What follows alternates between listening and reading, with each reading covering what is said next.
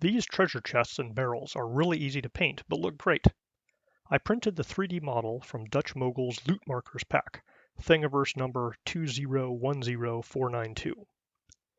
I used a spray can flat black primer on the barrel and metallic oil rubbed bronze and silver nickel on the two chests.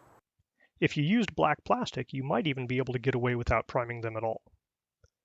Then I mixed up various shades of brown and painted inside the indented areas, leaving the primed surface showing on the raised barrel hoops and chest slats.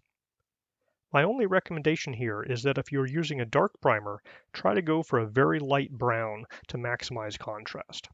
I like the look of my oil rubbed bronze chest slats, but the wood color could have been a bit lighter. For the chests, it helps a lot if you have a small dowel with double-sided tape to make a working handle when painting it. Even this marker cap is a bit large and made brushing the bottom a bit difficult. Once the brown wood color has dried, mix up a black wash and go over the wooden bits to darken up the 3D printer lines to look like wood grain.